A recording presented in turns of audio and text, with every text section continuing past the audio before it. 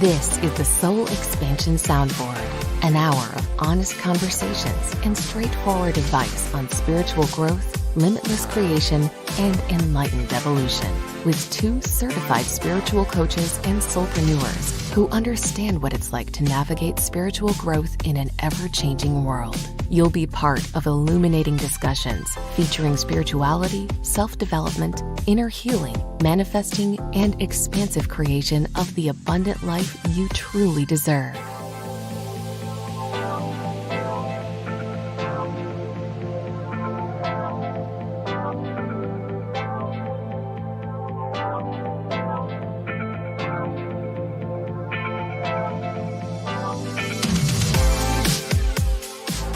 Now, here are your hosts, Roz Kincaid and Julian Hill. Over to you, Roz. Hey, everybody. This is Roz Kincaid, spiritual life coach, empowerment coach, snatcher of edges, telling it like it is. And I'm excited to be here today as well. Hey, Roz, how are you? So I'm Julian Hill. Happy to be here. I'm a spiritual life coach and human design specialist. And I help spiritually minded professionals break through limitation to create a life of fulfillment, limitless possibility, and maximized impact. And this is especially important, I find, for spiritual business owners and entrepreneurs who are dealing with finding their way and dealing with overwhelm, trying to learn everything and just grow their businesses.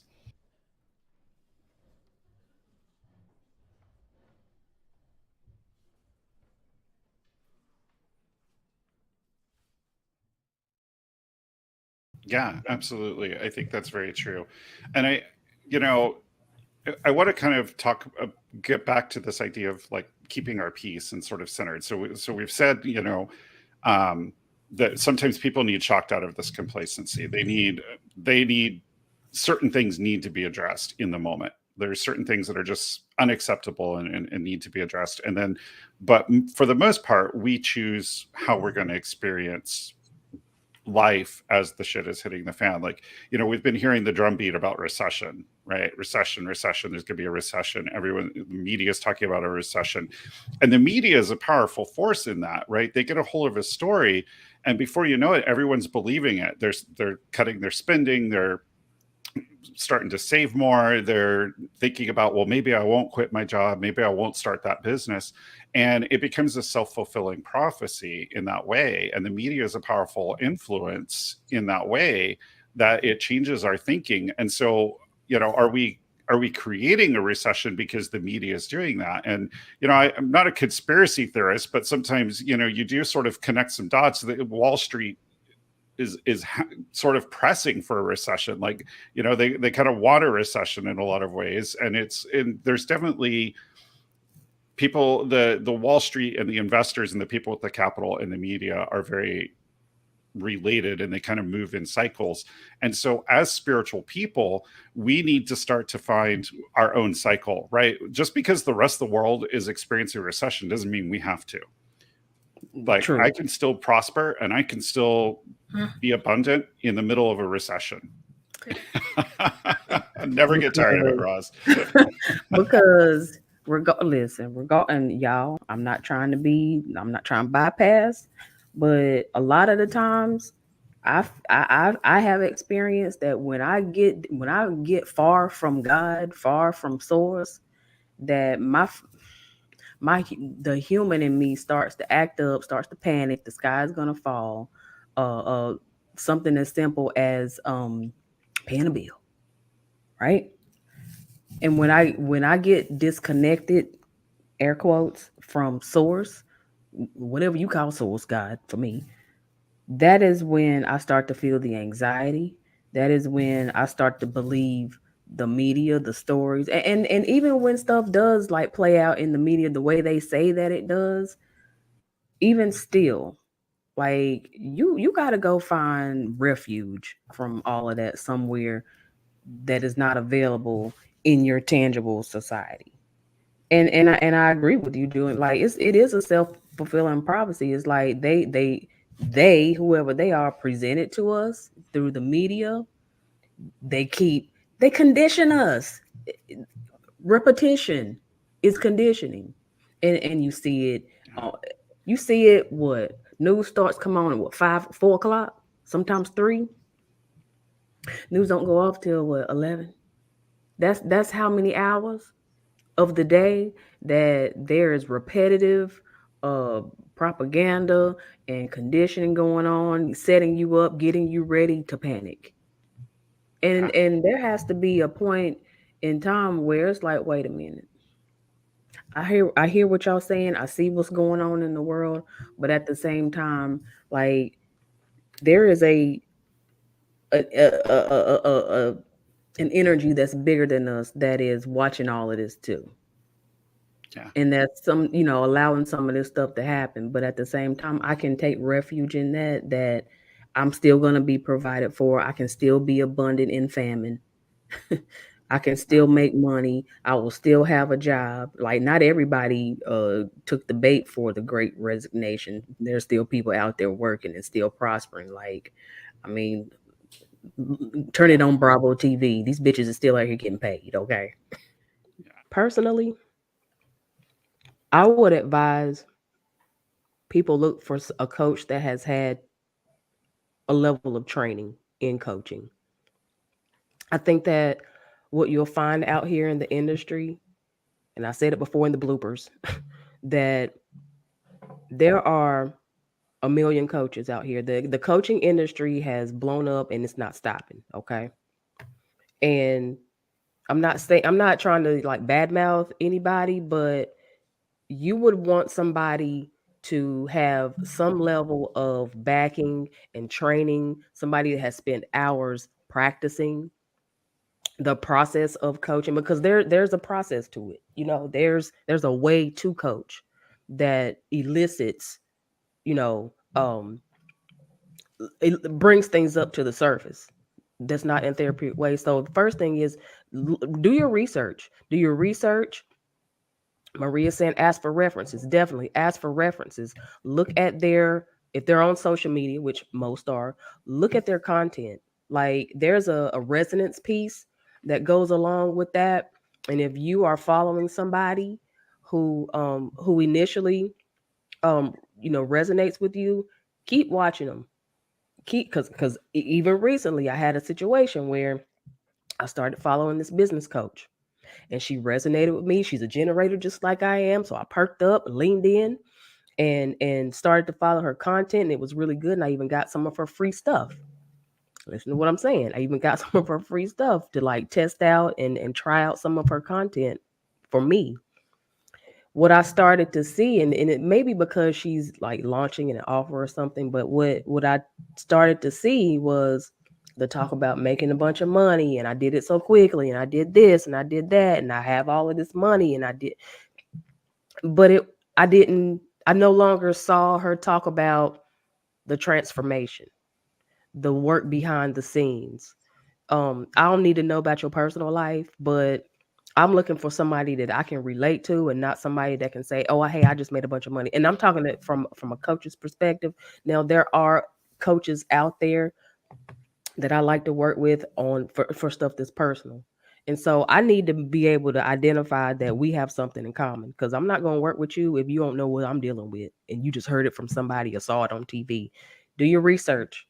Do all the research, get in their DMs, ask all the questions.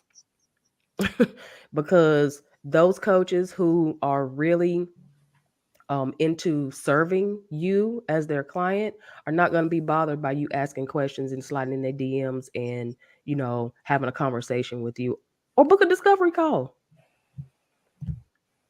Get in there. Yeah, I think it's also important that a lot of people look to a coach like we're going to hold them accountable. Like, we're going to call them up and be like, "Did you do your homework for coaching? Did you do the thing that you said you were going to do?" And that's not really, we're not really empowering you if we're doing that. We're parenting you, really. And that's not what a coach's role is. We're here to empower you. And part of that empowerment is to really help a client figure out, how do I hold myself accountable? Because a lot of us haven't always learned those skills of how to hold ourselves accountable to something that we want to do or accomplish in life. And so we let deadlines slip, or we, and in particular, when it comes to self-development, to doing things for ourselves, we may be really great at holding ourselves accountable for work or other things. And I'd even argue maybe we're not really holding ourselves accountable because there's someone holding us accountable in things like work, or taking care of our kids, or whatever it is. But when it comes to the things that we do for ourselves, those are often the things we let slide. And so the accountability piece is huge. And part of the coach's role is to help you tap into your own ability to hold yourself accountable and your own focus. I want you guys to, we want to share with you that, of course, today someone is missing from our group today.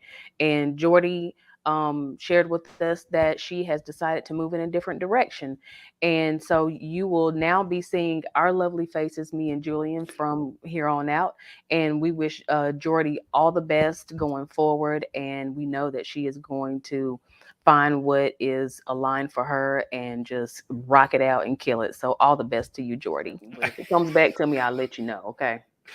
I think there's the other piece here is sometimes when we're manifesting, we look around at what everybody else has, and we start to compare what we have and what we've gotten to what other people have. You know, I saw this a lot yesterday when the student debt forgiveness got announced. There were a lot of people on social media grousing and complaining about how they paid their loans already, or they paid for school themselves, or all of these things. And what's that energy that you're putting into the quantum field when you are resentful of someone else getting what they desire, but yet you expect what you desire to come in? So there's definitely a piece about celebrating and being happy for other people's windfalls, because that's the energy that you want to be embodying to be a really effective manifester. You want to understand, like I've always believed that rising tides lift all boats, right? If everyone's doing well, I'm going to do well too. And that's really the type of energy that you need to be embodying when you're doing this manifestation work. Because when you're holding resentment and envy and jealousy in your being, you're signaling to the quantum field that you think that there's unworthiness, and even though you intend to think that the other person doesn't deserve it, the quantum field doesn't make those distinctions. It doesn't split hairs. It just knows that you're holding this resentment and this unworthiness in your being, and it really sort of gunks up the works. Yeah, in addition to that, it also signals to the universe, to spirit, that you don't trust them. You don't trust it. You don't trust it. You don't trust the plan. You don't trust source. You look around and see everybody else getting what they asked for, and you being envious or jealous or what have you. Said it really, the message that you're sending is that I don't trust you to do the same or better for me. So why should I be happy? Why should I be grateful? Why should I cheer somebody else on, or be happy when somebody else gets a windfall? Like, you got to look at people as if they were you. Like, I remember when I was trying to get pregnant with my daughter.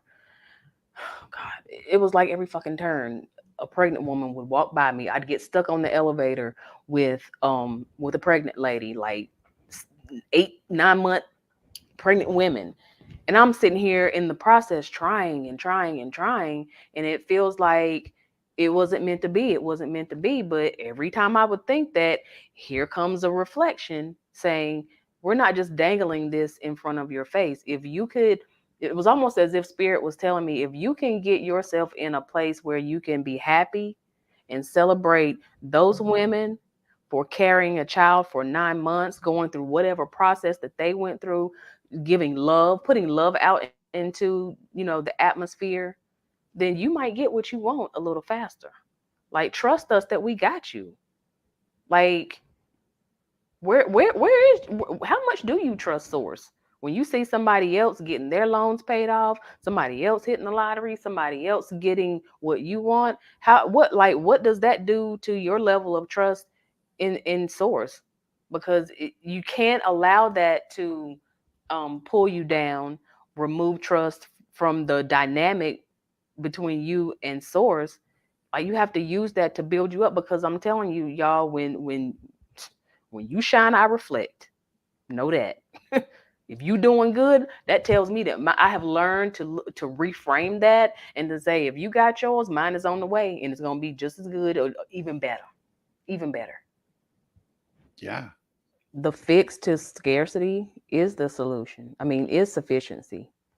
Tapping into source, adjusting your beliefs, deconditioning some of these beliefs, and reevaluating your values, and also redefining for you what is enough. Like realistically defining what is enough for you, not in comparison to what somebody else has or what you had yesterday, but what is enough to give you the freedom, the peace, taking away some of that stress and anxiety. What is enough? Like, it may not be a Mercedes Benz, it may not be a 5-bedroom house, it may not be having being a billionaire. Like, because listen, also when you have more, you got to manage that too. You got to pay taxes, more taxes.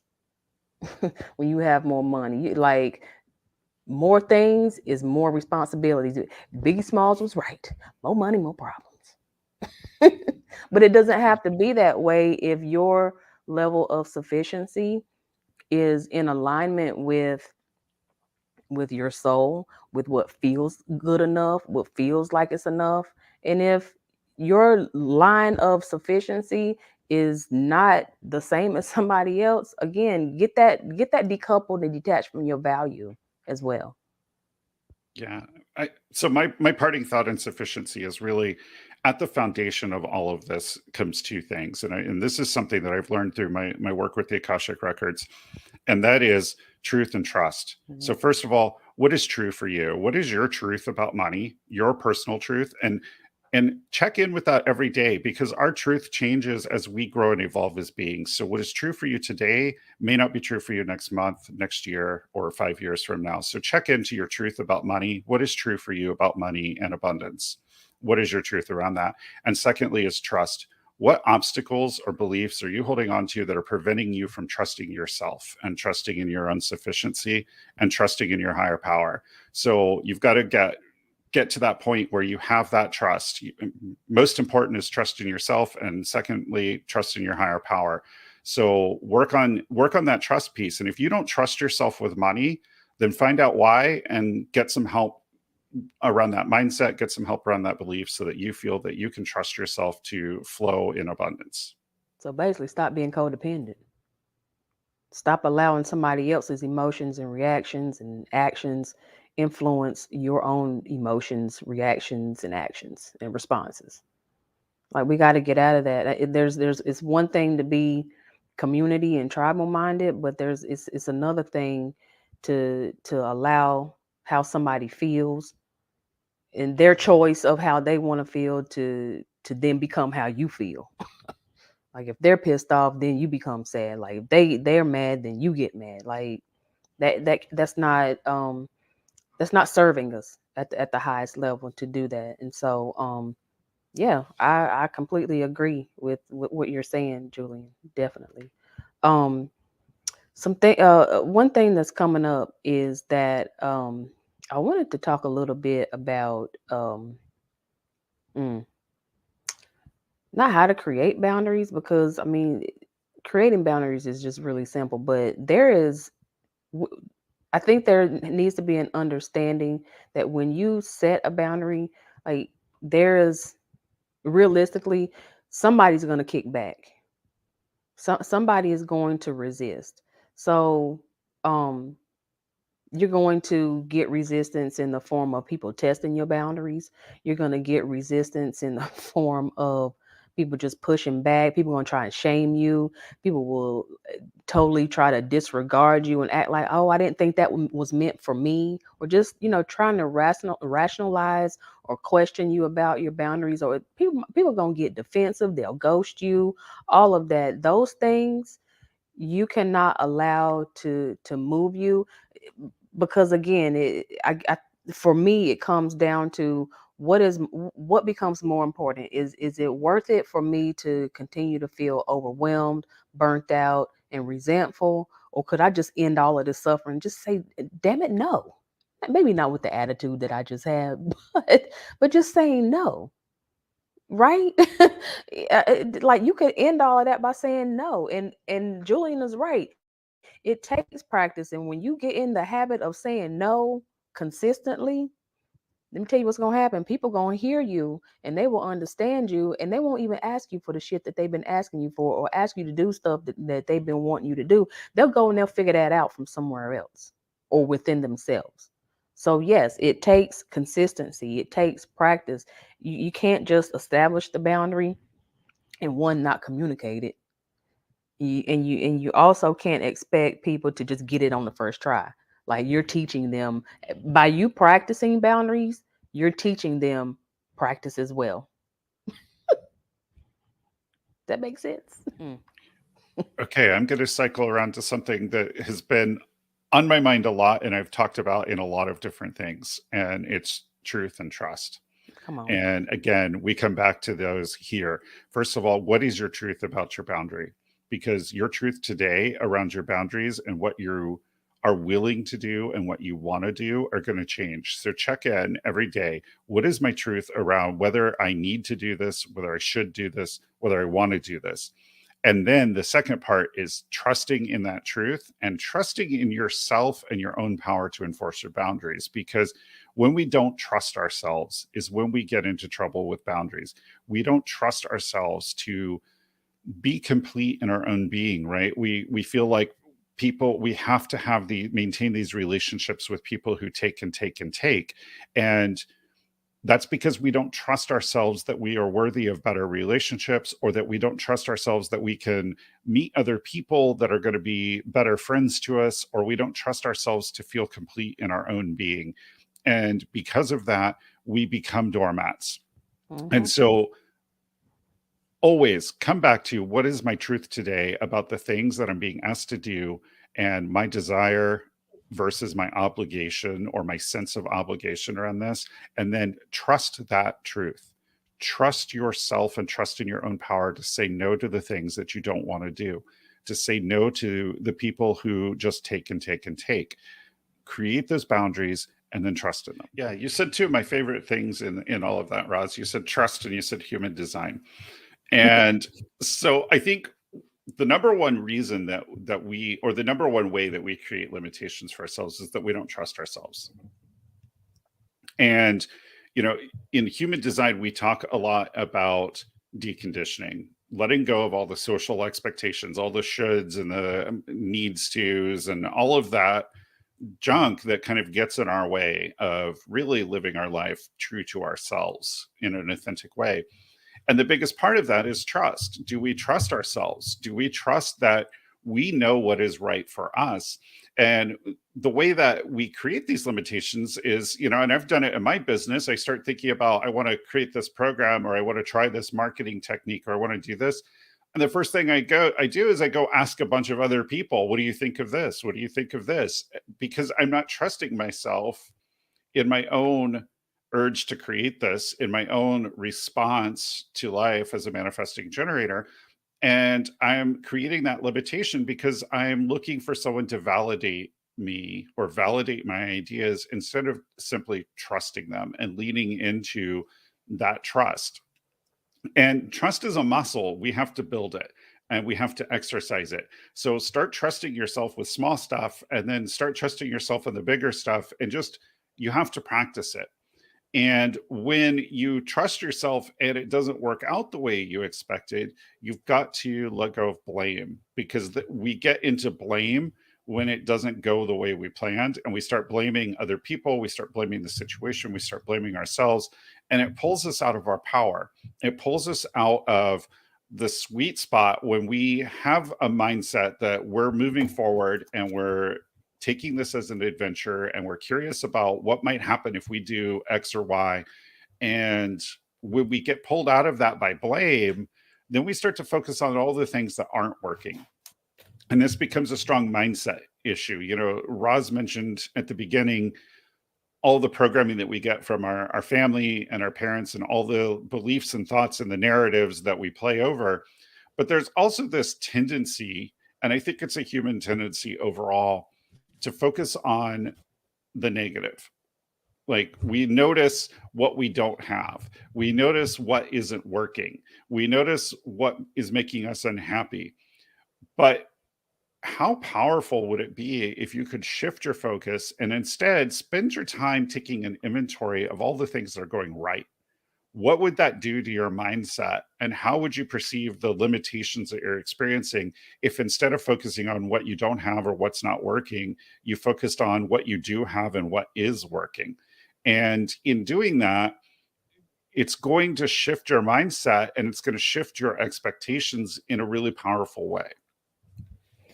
Yeah, definitely. And I agree with you, and I wrote a couple things down, but what I want to say is to drive your point home about focusing on the positive. I'll give you an example of this. And I know we've been talking about money for the past few weeks, so it's an easy example for people to relate to. So, um, I think it might have either been in our abundantly being material or a later episode of the soundboard. I mentioned that when manifesting money, for example, if you were to start to practice focusing on more of what's coming in, like I'm getting paid this day, I got this money coming in, this is coming in, we've got that paid. If you focus more on what's coming in, then that kind of takes you out of that scarcity mindset. And scarcity isn't just about money, right? It's really about FOMO too, right? Fear of missing out, or you not living out your fullest potential, or getting your goals met, or whatever the case may be. But if you apply that um to your life as a whole and focus more on, and I'm not talking about being Pollyanna, and I'm not talking about having rose colored glasses on, but focus on what you know is coming in and what you have around you. Because I did this. I started to focus on, okay, this money's coming from here, that money's coming from there. And I looked up, y'all, I had a check come in the mail that I didn't even know what was coming. I looked in the bank account. I got money from the government. I didn't even know what was coming. Like, so this shit works. We're not just sitting up here like blowing smoke and telling you, recommending that you do things that haven't worked for us, or that we haven't experimented and tried ourselves. But I've tried to start getting into the practice of look around, look at what you have, be in a place of an energy of expectation. Because when you expect things to happen, they happen. When you expect things to happen, the universe and God throws that out to you for you to receive, because you are in a receiving position. Now, the other thing that I wanted to mention is that one of the other things that can limit us is overdoing and doing too much. This can fall into people pleasing. This can fall into codependency, and even that is some kind of form of trying to control so that you don't feel a loss, or you don't feel some type of abandonment. And so you take on all of these things, and you start to pretty much bind your hands so that you can't do anything else, because you too focused on doing something for somebody else, because you were scared of what they're gonna think, or what they're gonna say about you, or you feel like you are a lot of people are dependent on you. Like, you created this experience for yourself, like all these people depend on me. Grown adults, I'm talking about. I ain't talking about kids. I'm talking about grown able adults that can go get jobs and go find resources on their own, and you're stepping in and you're doing all the things for them, or you feel like you need to do all the things for them, but you're not leaving space and room to do the things for yourself, to create space and peace and joy and rest and relaxation and restoration for yourself. So this whole I've been really in this lesson myself, like I'm doing too much. I'm forcing it. I'm trying to push it too hard. I'm trying to force it to happen. And all of this striving and doing and achieving and overachieving is only limiting me, because I keep getting that back. More shit to do, more things to strive for. And I can't move on and do the things that I want to do, or experience the ease that I want to. Because a lot of times, in order to have those things, you got to become those things. And I know we talk a lot about embodiment, but really what that is that, and I'm gonna use this phrase, but I want y'all to hear me when I say it. Sometimes you got to fake it to make it. And what I mean by faking it to make it is like acting like you got it before you tangibly get it in your orbit, in your hands, physically in your hands. You need to act like you got it before you get it.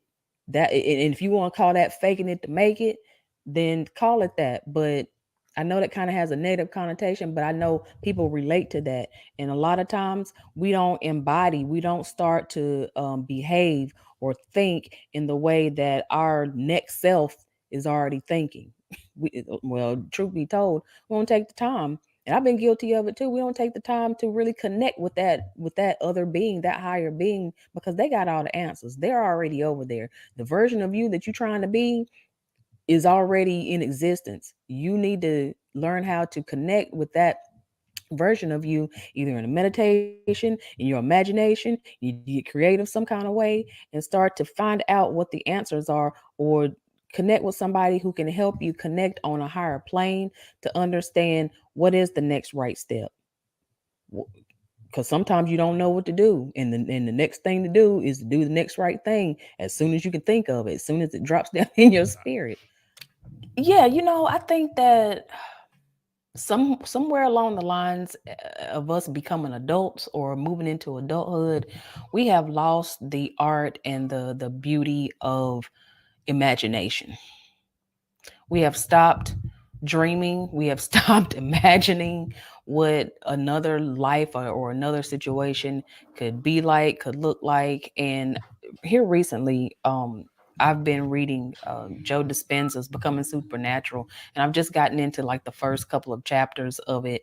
And he talks about how your body doesn't know the difference between the past, present, and the future, but your mind is the thing that keeps you stuck in the past, because you rehearse these old stories and you continue to turn over in your mind these past experiences, right?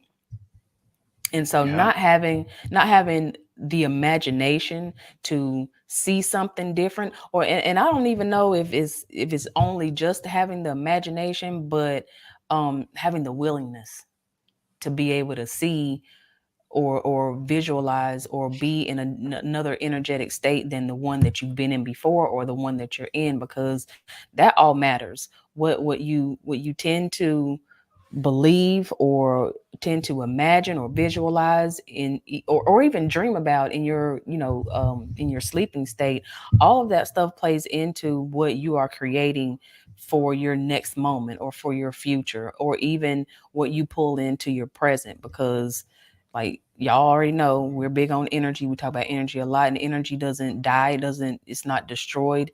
It just transformed. And if you don't allow the energy of past experiences to stay where that is, or to transform that into something of a higher vibration, of a higher frequency, then yes, you are going to continue to re-experience trauma, re-experience hurt, pain, wounding, bad situations, limiting beliefs, and all of that stuff that kind of just it keeps you in. And for those people who and I know this might not be the correct interpretation of it, but I see the devil card in tarot, where you got the two lovers that are chained chained to this addictive energy, this addictive being, but the chains are loose and you can kind of slip out of that at any time. But it's your mind. Your eyes are covered. Your eyes are covered in that card, and it's like you can't see anything except what's right here. Yeah. And you have to allow yourself to be willing to see past today, past yesterday. Yeah, I always think so. So when you were talking about that, it makes me think of the Two of Swords, which is, of course, the woman holding the two swords with the blindfold, and she can't see the truth because she's got this blindfold on. But all she has to do is set down one of the swords, take it off, and that's sometimes what we do with our thinking. We get in a pattern of thought that blinds us to the truth, and we don't lean into really what is truth for me today, and then trusting that. You mentioned Joe Dispenza's book and this idea of time and living in the past and the ways that we allow the past to limit us. And we've talked about energy a lot, and we've talked about quantum physics, and in particular the effect of the observer, that the observer impacts the outcome of what's being observed. And in my work in the Akashic Records, we talk about what we call static view and dynamic view, because static view is what we have. We see things one moment at a time. So we experience this moment as the present, everything else is future, everything else is past. And the dynamic view in the Akashic Records, everything is this moment. Everything is existing right now in the moment. And so it's a big shift to think about things in a linear fashion, to thinking about everything as just being right now and present. And there's an interesting experiment in physics, kind of a mind experiment, that you can kind of think about when you're thinking about the way we move through time and being present in the moment. And that is, if a person gets on a train and a person is on the platform waving goodbye to them, and the train starts to pull out, to the observer, so the person in the train, the person on the platform is moving, and the person on the platform, the person on the train is moving. And so the observer makes a big difference in the perspective. And so when we think about this static and dynamic view of time, it's based on where you're at, who is moving. Are you moving through time, or are you actually in the present moment and time is moving? It's an interesting idea to think about. But I think what really the takeaway here is that the present moment is where we have power to make changes. When we get caught up in the past and we replay past events, we let them limit us. And when we worry too much about the future, we let that limit us. But if we stay present in the now, then that's where we have the power to actually break through our limitations, is right now in this moment. And it's all about, how do we connect to this moment and be present in this moment? And of course, I'm also a certified yoga instructor. And so breath is one of the things in yoga that we do to connect us to the moment. Because when you're breathing, you're not breathing in the past. You can't breathe for the future. You've got to do it right now, right? Mm-hmm. So it anchors you. It anchors you right here. Like, you can't be like, I'm going to breathe for tomorrow and then not worry about it tomorrow. So how does that even work? How does that even work? Let me come back. Right. Exactly. So this moment is really important. And we have a big problem with presence in our current society. There are so many things that pull us out of presence. We mindlessly doom scroll. We are doing 3, 4, 5 things at once. We're so overscheduled and overburdened with our time that we're multitasking, and we're not really present. And it's why we experience some of the limitations that we experience. We're not present in how we manage our money. So we do things mindlessly and mindlessly impulse buy and create financial burdens for us. We eat too much because we're not mindful about our food and what we're eating and when we're full and those kinds of things. So we put on weight. There's all these things that, if you really look deeper into it, mindfulness and being present in the moment helps break through those limitations. Julian, what you got? Yeah, so I think for me, what really comes down to is it's about embodiment. And for a long time, various spiritual traditions have sort of denied the body and talked about, everything was going to be in the afterlife. The body wasn't important. It was a distraction. But we came here for a reason. Our soul chose to incarnate with an intention for us to learn through embodiment. And so denying the body sort of creates this false dichotomy between spirit and body. And it's really about being embodied. We're in a body right now. And so we need to pay more attention to our body. It's not a useless shell that we're going to throw away. We're not trying to get out of 3D reality into a 5D reality. We're in a body, and we're in a body for a reason and for a purpose. And it's very important. So I think what really brought me to thinking about body wisdom and somatic methods is the idea of embodied leadership. How do we as a leader really feel into our leadership, feel into our intuition, feel into the things that we care about, so that we can lead from that place of being connected to the things we care about? And it's important that we feel into those kinds of things, because a common scenario that happens in coaching is as life coaches, we work with clients to really connect them to what they care about, to what motivates them. What's the desire behind this change you want to make? And so we do these exercises and we have all these discussions and we talk about, what do you care about? What motivates you? What's your desire behind this change? We connect them to that. And then they go out and they go to live that, and they struggle. They still struggle to make the changes in their life that support the thing that they said they desire, that we dug into the motivation and the care behind it. And part of the reason is they're not embodying that care. It's all up here. They're talking about it and they understand it logically. They understand what they care about. They feel connected mentally to what they care about, but they need to get into the body and actually feel the importance of the thing that they want to change. Because when you actually feel it in your body, it kind of creates a deeper reality of it.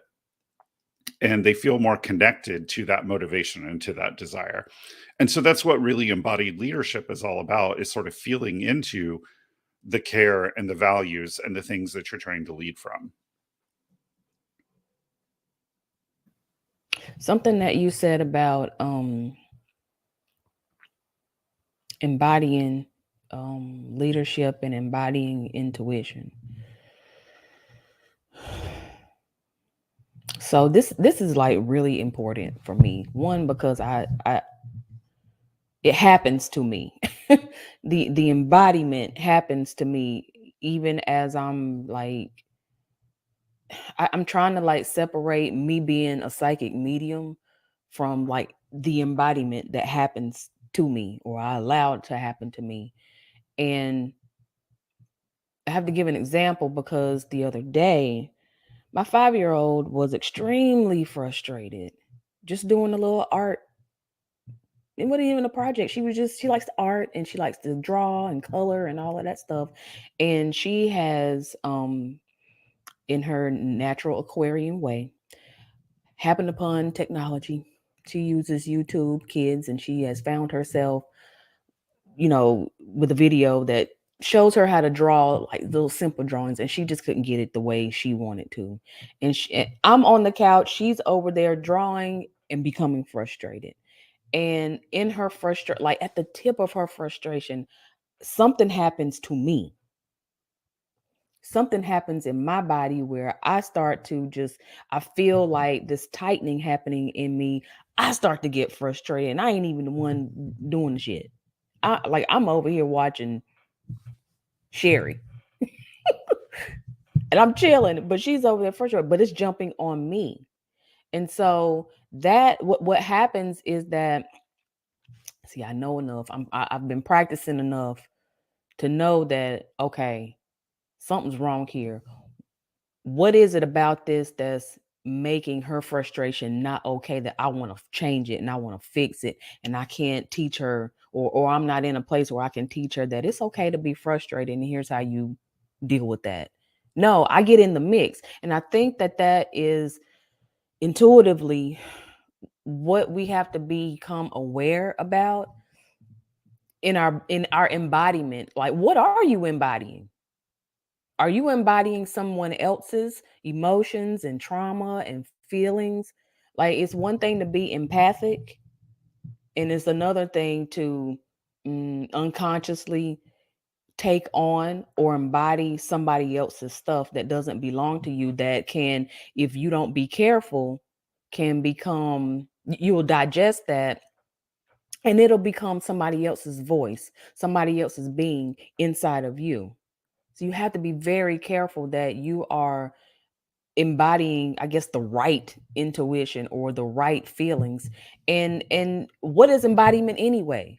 Like let's look at this a little more closely. And what is embodiment anyway? Is not thinking like somebody else or thinking like some imaginary person that you want to call in or that you want to be, but it's not just thinking like them, but it's behaving like them. Is moving in the world the way you want to be.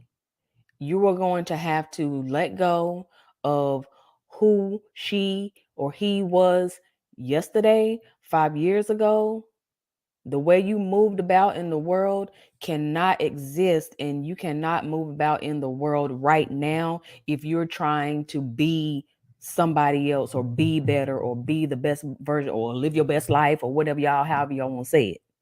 Like, I can't be out here living like I'm in college at 45 thinking that it's going to get me to the wise one, the abundant one that I'm trying to be. Like that's probably not going to work out well for me. And it's in your being, it's how you move, it's how you speak, it's what you believe. And all of that takes work. All of that takes putting all that shit up under the microscope and teasing out what doesn't feel right, what doesn't feel like it's a match. You know when something ain't a match. You've been out here dating before. All of these people on this match.com and black people meet and all of this stuff. You know what a match feels like. You know what it feels like. Like, I can't teach you that. You know what that feels like. You just have to be aware of it. And when something is not a match, you need to let it slide. You need to let it go. And then when we try to continue to embody a past version of ourselves, then comes that resistance.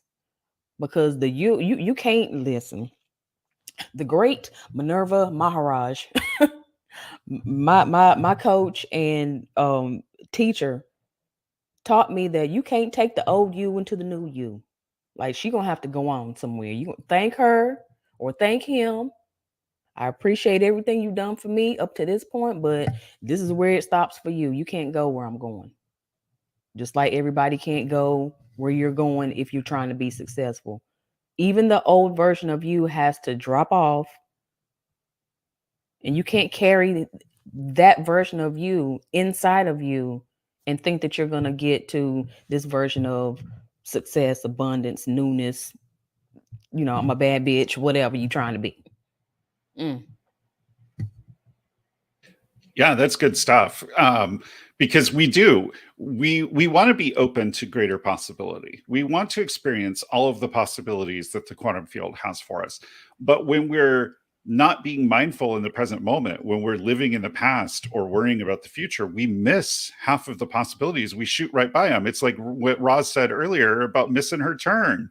Right? So you're going along in life and the universe creates this opportunity for you to experience something really wonderful. And you're so busy worrying about getting the kids to soccer practice that you shoot right past the branch in the road.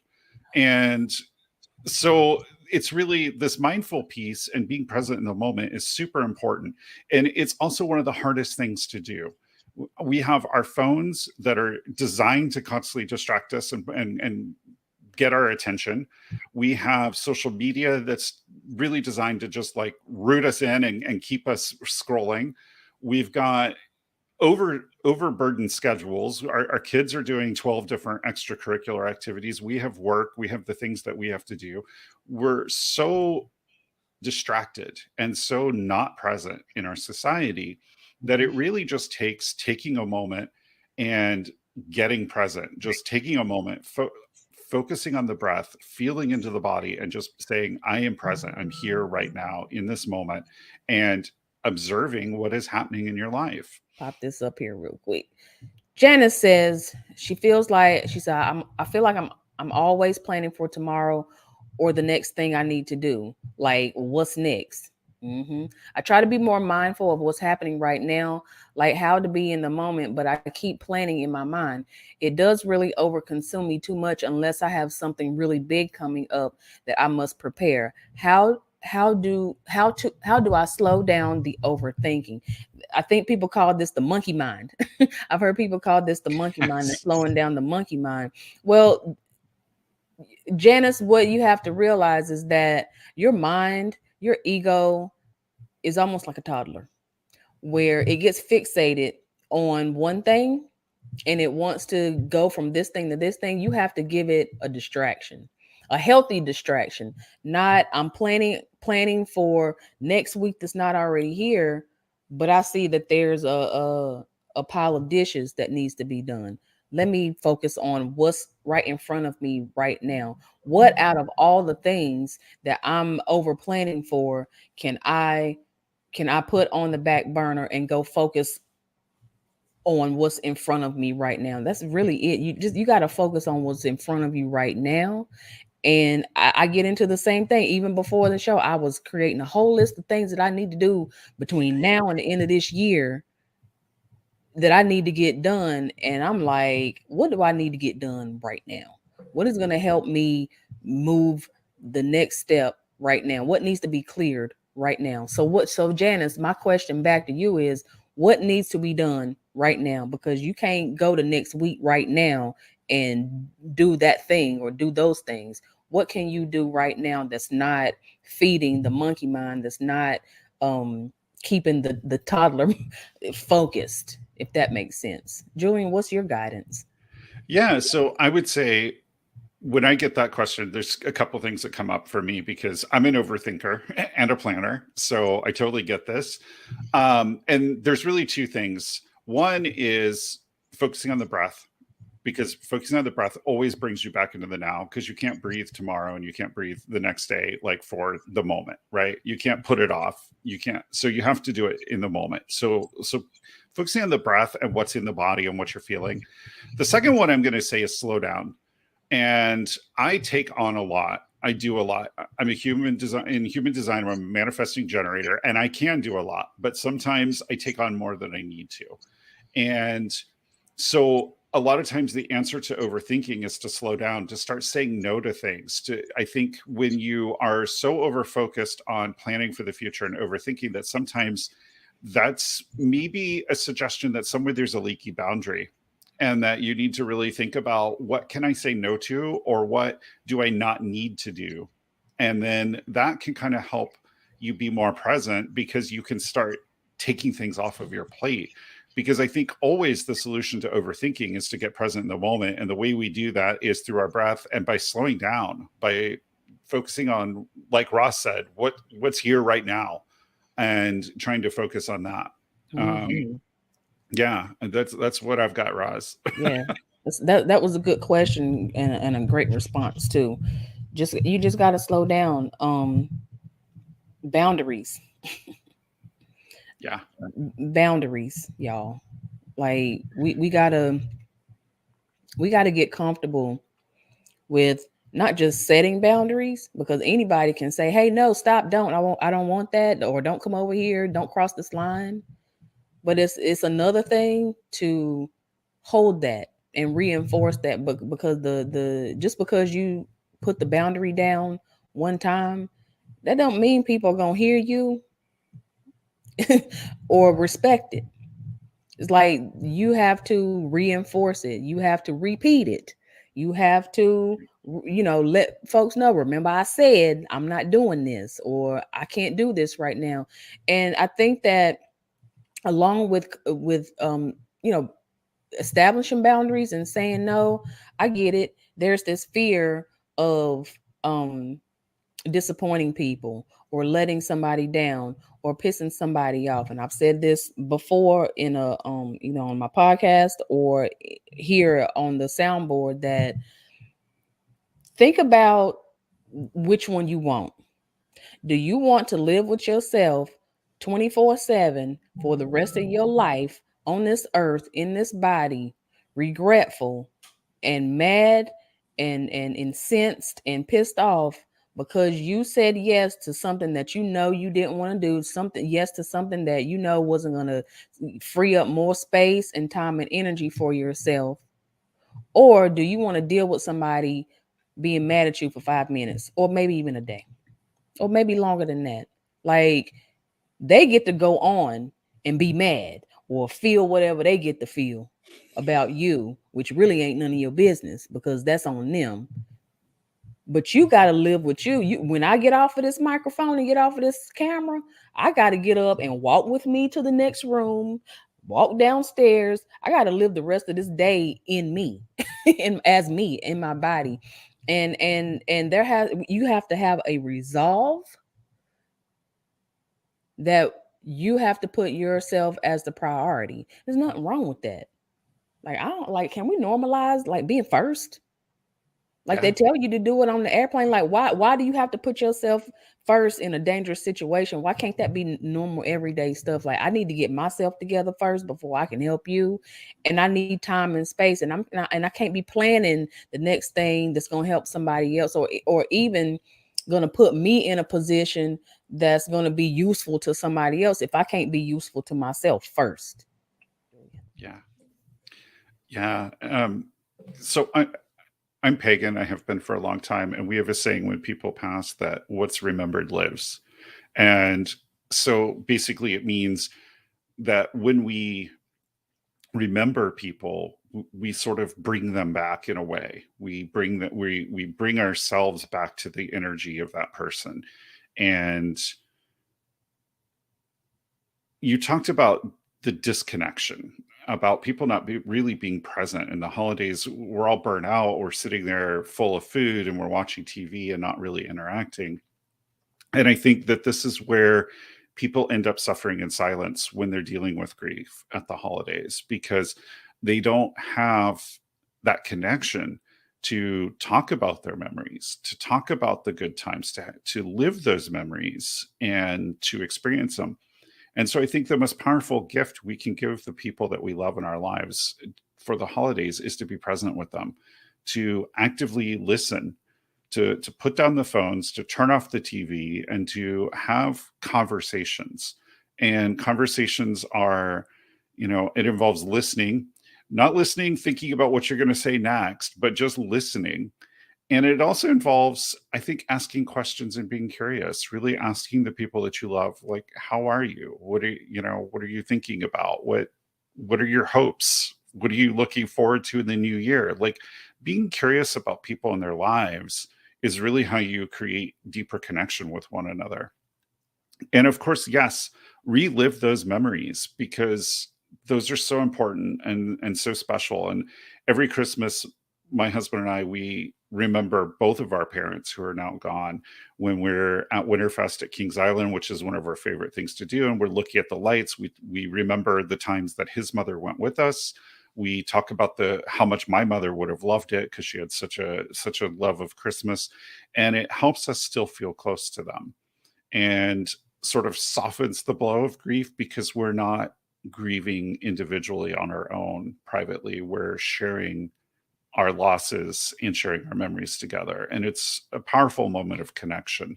And I think that if you can do that with your family or your friends or your loved ones, I think that you will find that it really creates a lot more meaning to your holidays than late stage capitalism can give us. Yeah, definitely. I think that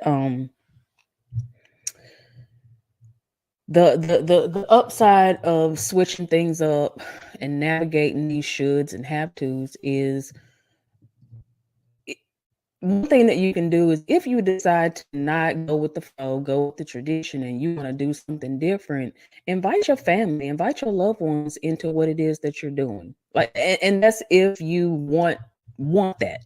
Like, if you just want to be by yourself and veg out on Netflix and Taco Bell, right, fine, whatever. That's it's fine too.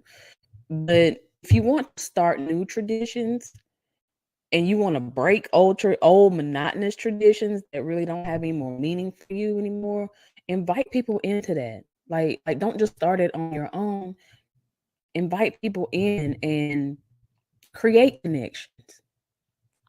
Create the connections that you want to have. And something that you said about sitting down and talking with people and just listening, like that needs to transcend the holidays. On a human level, we have to get into the habit of checking on each other. Like, I see posts all the time that say, check on the strong friend. Well, it ain't just the strong friend. It's the people, like, people run across your mind for a reason. People come drop into your thought, drop into your energy for a reason. It's because they need to be checked on. And I think that instead of reserving that kind of behavior and compassion and concern and consternation for people, just to the holidays is doing us all a disservice.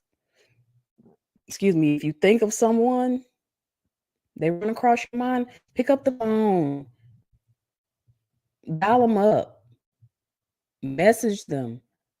Hey, you good? My friend does that to me all the time. When we go long periods of time not seeing each other.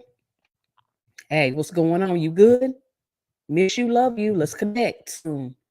And it doesn't have to be saved for when we're sitting down at Thanksgiving dinner or Christmas dinner to check in on somebody, to look them eye to eye, to feel in their energy, to listen to them speak and share with you what's going on in their life. Start that stuff 1/1/23. Start it now, because we don't know how long we're gonna be on this earth. And I'm not trying to be morbid or anything like that. I'm keeping it real with you. Tomorrow is not promised, and nobody knows the day or the time when it's time to get out of this body and go back on over to the other side, regroup, and come back and do it again. Okay, make it count now. And also, what else you can make count now is like creating the connections has to count, but also creating the disconnections also has to count as well. Like, there's some decisions that I made, and I don't even have to like report it to nobody. It's like I'm backing off. This person makes me feel this way. I'm backing off. Doing this drains me. I'm backing off. This is too much. I'm backing off. If you need to back off, do it. If you want to make a connection, do it. Like, what the fuck is this waiting about? Why are we waiting to connect? Why are we waiting to clean house? Why are we waiting to deconstruct and reconstruct? Why are we waiting? You know, I'm guilty of it. I'm guilty of it. Like, I don't dial up people when they drop in my spirit, but they end up calling me. It's like, damn, I should have got to you first. But it's not a competition either. But just know that, again, we're doing ourselves a disservice by not creating connections with the people that we want to be connected to. Yeah, everything you said, I love there, Roz. We shouldn't reserve it all for the holidays. We should connect and reach out to people all the time. And I know men in particular have a hard time with this. Like, it feels weird. Our society has taught men not to do this. So it feels weird to reach out to your best bud and be like, "Hey, everything all right? You doing okay? I was thinking about you." Like, there's nothing wrong with that. And we need to normalize that for men. So, you mothers out there, if you have boys, teach them it's okay to check on their friends and encourage them to do that, because we need that. We need people to look out for each other. Our society has gotten so divided in a way that we don't look out for each other anymore. We've lost the tribal feel of our communities. We don't have each other's back. We're not cheering each other on. We're not doing any of these things anymore. And we're also, social media, ironically, has made us more disconnected. And we need to, maybe this holiday season is where we start to reclaim that connection, and we start to reclaim that feel of being one tribe of people, and finding our tribe or our community, and really spending our time with those people who make us feel good, who inspire us to be better, and supporting each other in that aspiration to be better people. And I need to take my own advice. That's all. Yeah, absolutely. I think if you think about a goal as a journey, right? You're trying, goals over here, you're over here, and you're trying to get from point A to point B. Some of y'all are trying to teleport and wondering why you're not getting there. Just walk. You can get there by walking. Just take a step at a time. And I think that's really the important thing, because we set these New Year's resolutions and then we set ourselves up to fail. And then, of course, when we do fail, which everybody knew we were going to when we set out on it, we beat ourselves up. Suddenly it's about our value and our worth, and whether we're a good person or not, and whether we're enough. And so we beat ourselves up. We get into this very self-critical loop around this. So as you're reviewing your year, rather than trying to set resolutions, I think it's helpful to set goals and intentions for the next year that are broader strokes. And you can kind of, because sometimes, a year, a lot of shit can happen in a year. We don't always know what we're going to need to do in the year. So, I'm going to set goals for my business, but 3 months in, something may happen that completely changes the direction for my business. And I may need to shift those goals a little. I might need to narrow them down, or I might need to make them broader. And so think about the broad strokes. What do I want to do next year? And then start to think about, what do I need to do in January to get there? What small step can I do in January or the first week of January to get to this goal that I have for 2023, and take it a step at a time? Because, the other thing about this is, if you think about this goal as a journey and you're trying to get from point A to point B, depending on how far that goal is, you can't always see the whole road ahead. So you can't plan the whole path out in advance. You got to plan how you're going to get the next 100 feet down that road. And then you can see the next section of road and decide what you need to do next. So take baby steps and set your goals in broader strokes. I know that we often think about SMART when we think about setting goals, right? Specific, measurable, achievable, relevant, and timely. But when you're thinking about a year, SMART kind of starts to fall apart a little bit. And I think sometimes there's a lot of unknowns when we think about where we want to go with our business, where we want to go with our career, where we want to go with our meditation practice or our exercise routine or whatever.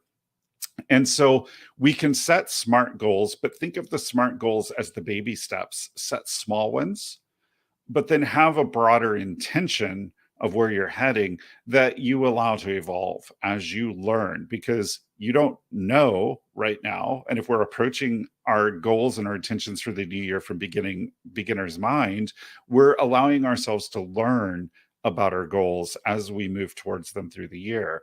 So use the SMART goal process to set the baby steps, and then look at the goals as larger intentions. I like that, Julian. I especially like what you said about how setting or using the SMART SMART approach to setting goals that can fall apart, and that necessarily isn't a bad thing, because there's always a course correction that's happening. And I think that by leaving room for the unknown, like, you don't need to know, like, for y'all that still follow the Bible says we know in part. We only know part of it. Even people who are spiritually gifted and are psychics and mediums, we only know what spirit is giving us. We don't know the full picture. And that applies to everybody, because when we all have spiritual gifts and we're all connected to source, and all of that. But you have to leave room for the unknown, because in the unknown, in the gray areas, that is where you get to be led. You get to be taken by the hand, by your guides, your loved ones, source itself, the universe, the owls hooting in the trees outside. You get to be led by all of that. And you don't need to know everything, because if you knew everything, you pull the plug. I mean, at least I would. I got to go through that to get to there. Yeah, you do. And so you only know in part, and sometimes the whole, specific, measurable, attainable, realistic, and timeliness of your goals falls apart, because there's the course correction, because what you're doing is connected to somebody else. What they're doing is connected. It's all connected. And what you need is going to be dependent on somebody that you don't even know, see, haven't met yet. And so there are things that are working in the ethers, in the background on your behalf. Like, you don't need to worry about that, right? Like when the kids went to the chocolate factory, like, they got a special tour of the inner workings of how they got this candy bar. All they knew was, I got this nice ass candy bar, but now that I see the inner workings of that, what goes on, like shit, I'm terrified. Like get me off of this boat. Y'all remember the boat scene in Charlie and the Chocolate Factory where it was all crazy? Like if you knew that, would you even go down this path? No, you would not. So you don't. There are things that are happening behind the scenes. There are things happening with your phone. There are things happening behind the scenes at work. Like you don't need a behind the scenes look at everything because there's always something working. But so you got to leave room for that and let God be God and the universe be the universe and just be led. Because that takes pressure off of us. That's what I wrote down. That pressure to reach that goal comes from needing to know everything, needing to overthink everything, needing to know what the next move is. And you like, listen, the truth is you're not going to know everything. You are not going to know everything. There's no need in you trying to assume. And the way that you take that pressure off yourself is to just allow yourself to be led, allow yourself to tap into your God-given abilities to just be led and to hear, to see the signs, all of it. And I think also we would all benefit by taking some time to reflect on why am I feeling so pressured to get this done? Why am I feeling so pressured to do it this way? Hey, everybody, what's up? It's your girl, Roz Kincaid, certified spiritual life coach and soul empowerment coach. And I just wanted to hop on real quick and wish everyone a happy holidays and a happy new year. Julian and I have so enjoyed doing the Soul Expansion Soundboard for and with you all. We've gotten so much great feedback and so many compliments, and the engagement has been so good for us since we've started the soundboard a few months ago. And I just wanted to briefly wish everyone all the luck, all the success. I hope you all have and experience all the abundance, the peace, the ease, the flow, the joy, all of it in the coming year. And give yourself some grace. Give yourself some breathing room to just take it a little slower. Lighten your load. Don't overwhelm yourself. You have plenty of time and you have all the love and support. I'm rooting for you all and I'm wishing you all the best in the new year. And it's only up from here, y'all. Let's get it. Hello, friends. It's Julian Crossenhill, spiritual life coach and human design specialist and co-host of the Soul Expansion Soundboard. I just wanted to hop on here and tell you how much I really enjoyed getting on here every other Friday with my co-host Roz and talking to you all about whatever comes to Roz and I's mind at the moment. And I really appreciate the interaction that we've had with all of you, the comments and the encouragement that we've received to keep doing this. It's been an amazing year on the Soul Expansion Soundboard, and I'm so grateful to have this outlet to be able to share with you. I hope that each and every one of you had a very happy holidays, that you got to spend time with the people that you love and care about the most. And I also want to say, if you are struggling during the holidays, as so many people do, please take the time to reach out and ask for help. If you don't have anyone that you can reach out to me. You can DM me on social media or contact me through my websites, www.priestofenana.com or queerspirituality.net. And I'll be happy to refer you to someone who can help you, or even just spend a few minutes letting you vent and being there to say that it's going to be okay. So for each and every one of you, I hope that the new year is absolutely amazing for you. And I hope that you're looking forward to 2023 with a sense of limitless possibility and anticipation and bold intentions to make this year the best year you've had yet. Happy New Year, everyone.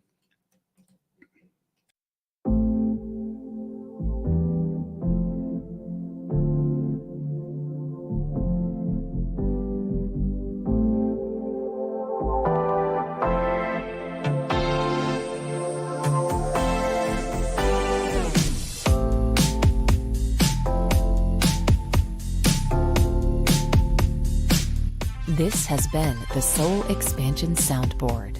Join us live every other Friday.